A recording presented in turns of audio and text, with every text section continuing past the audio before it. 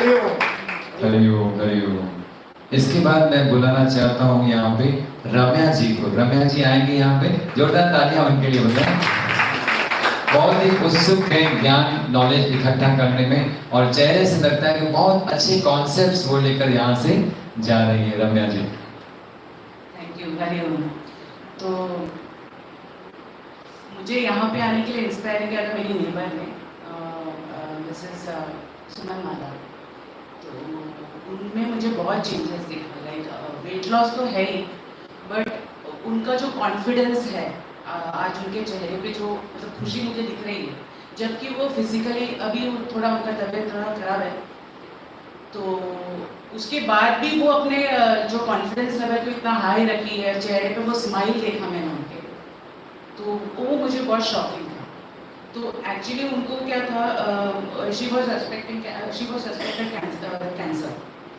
तो मैंने जब सुना तो मैं तो बहुत घबरा गई थी, बिकॉज मेरा इमोशन कभी मेरे कंट्रोल में नहीं रहता, वेदर इट इज़ लाइक कोई भी तरह का इमोशन, जैसे कि गुस्सा आना या मूड स्विंग या इरिटेशन बाहर दिखाना है।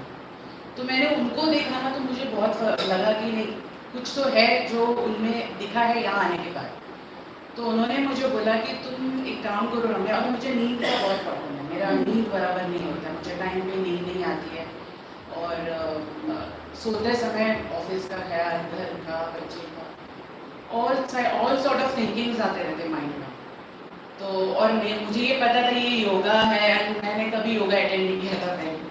तो और दूसरा कि लेक्चर है, क्योंकि मुझे उन्होंने बोला था 10 दिन का लेक्चर है, तो मैं थोड़ा ये हो गई कि मैं कैसे बैठ के सुनूंगी 10 दिन का लेक्चर।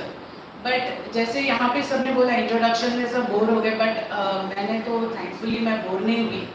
मैंने अपना एंथुजियाज्म डे 1 से रखा, और अभी भी है वो एंथुजियाज्म। और मैं ये सोच रही हूँ कि ये अगर मैं अपने घर पे या मेरे फ्रेंड्स के साथ शेयर करूँ, तो वो लोग इसको कितने तक उसको एक्सेप्ट कर पाएंगे। तो मुझे, बट ऑब्वियस है, मेरे अंदर मुझे वो चेंजेस दिखाना पड़ेगा, जिससे इंस्पायर होके वो यहाँ आए।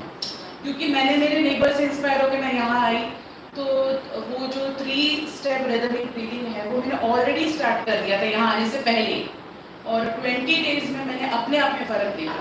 जो इश्यूज मेरा था, हार्मोनल इम्बैलेंस एंड बॉडी में मुझे बहुत ब्लोटिंग होता है, बॉडी ब्लोट होती है मुझे, तो वो, और नींद का प्रॉब्लम, तो ये मैं रात को, अभी सर ने बोला कि 11 to आप 5 सो जाओ, अपना स्लीपिंग टाइम को एडजस्ट करो, ईटिंग को एडजस्ट करो, टाइम को एडजस्ट करो।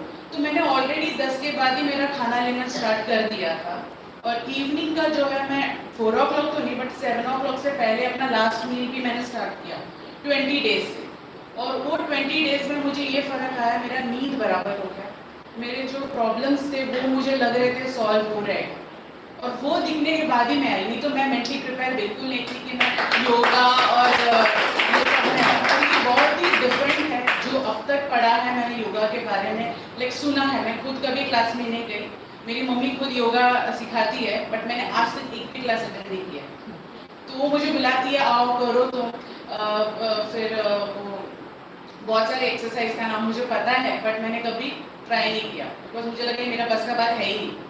बट यहाँ पे आने के बाद जो मुझे पॉजिटिविटी मिली है, मैं ट्राई कर रही हूँ अपना इंटरेस्ट और वो इसमें रखूँ, और अपने आप में चेंजेस दिखाऊँ, कि सामने से लोग आके मुझे पूछे कि तुमने क्या किया है, तुम्हारे अंदर क्या चेंजेस कैसे कैसे आए। और वो चेंजेस जब तक मैं अपने एक्सप्लेन करूँ, instead of going and telling people that I have attended this and this is very good, मैं सामने से नहीं बोलना चाहती, क्योंकि मैं चाहती हूँ कि सामने से लोग आके मुझसे पूछे, जैसे मैंने उनसे पूछा और मैं यहाँ पे आई। तो ये एक मुझे बहुत अच्छा लगा यहाँ आके, और यहाँ पे आने के बाद मुझे कभी ऐसा लगा ही नहीं कि मैं, मतलब ये लोग सब मेरे लिए अननोन है, सिर्फ फ्राइडे इवनिंग से सबको मैं देख रही हूँ, लेकिन सब इतने अच्छे हैं। मुझे सच में मेरा घर का बिल्कुल याद नहीं है। मेरी बेटी है, आज डॉटर्स डे है, तो उसने फ़ोन करके बोला मम्मा आपने विश नहीं किया मुझे। तो मुझे तभी रियलाइज़ हुआ कि मैं घर से कितना डिटैच हो गई घर के, और यहाँ पे सब लोग कितना हेल्पफुल है। और कंचन मैम और उनके हस्बैंड, उन लोगों ने भी मुझे मतलब मैं जैसे गाड़ी में बैठी, वहाँ से यहाँ आने तक बस वो मुझे सब एक पॉजिटिव मैसेजेस दे रहे थे कि हर एक चीज़ में वो मुझे पॉजिटिव मैसेजेस दे रही थी कि तुझे अच्छा लगेगा, तू जो चीज़ ढूंढ रही है ना वो यहाँ मिलेगा तुझे करके, और वो मुझे मिला यहाँ पे। अब मुझे ये है कि ये इंटरेस्ट रखना है और इसको कंटिन्यू लेके जाना है। Thank you very much. Ramya ji, आपने बहुत ही प्रैक्टिकल बात कही और यही आपको इस मार्ग पे आगे जाकर मदद करने वाला है। और जो आपकी सोच है, अगर हर एक साधक की ऐसी सोच हो ना, तो ये हमारी जो कड़ी है ज़ेन योगा की, वो कभी रुकेगी नहीं। यही सोच होनी चाहिए कि हम क्या करते हैं, हम शिविर अटेंड करते हैं और तुरंत लोगों को क्या करते रहते हैं, बोलना शुरू करते हैं, तू जा तू जा, जबरदस्ती किसी को क्या करते हैं, बोलते हैं। वो काम करता नहीं है, ध्यान रखना। जबरदस्ती किसको बोलने से काम नहीं होता है। लेकिन कंचन मैडम और ठाकुर सर ने अपने ऊपर काम किया और उनके साथ उनकी जो बहन है सुमन जी, यानी कंचन की बहन, बरोबर, कंचन जी की बहन है, उन्होंने जब से ये वर्क किया, एक ऐसा दिन नहीं आया कि उन्होंने कभी अभ्यास उसको छोड़ा हो। और उस अभ्यास के परिणाम वो एक्सपीरियंस कर रहे हैं, जो परिणाम आपने देखे सुमन जी में, और यहाँ पे आने के वक्त जो कंचन जी ने आपको प्रेरणा दी, वो क्यों प्रेरणा दी? वो ऐसे नहीं कि ख्याली पुलाव है, यानी कोई ऐसे ही कुछ आपको बता रहे हैं ख्याली बातें जिससे आप खाली प्रेरित होगे, हमारी संस्था का नाम हो इसलिए आप जाओ, यहाँ पे संस्था में फीस मिले इसलिए जाओ, नहीं। उन्होंने वो अनुभव प्राप्त किए, आपसे शेयर किया, और वही संकल्प आपने लिया है कि पहले मैं अनुभव प्राप्त करूंगी। जैसे लोग मुझे पूछें, ये न पूछे कि ये हार कहां से लिया है, ये पूछे कि ये स्माइल कहां से आई तुम्हारी, जो कभी उठती ही नहीं है। तो ये जब पूछेंगे तो मैं कहूंगी उनको कि अगर आपको परमानेंटली अपने चेहरे पे स्माइल चाहिए, अपने इमोशंस को कंट्रोल करना चाहते हो ना, तो जाओ बदलापुर में 2 दिन का कोर्स करके आओ। जो पूछेगा, इंक्वायरी करेगा, उसको मैं बोलूंगी ये बहुत ही लॉन्ग टर्म में हमारे आश्रम को और आपकी वृद्धि में भी वो मदद अवश्य ही करेगा। इस आग को चलाए रखना। Thank you very much.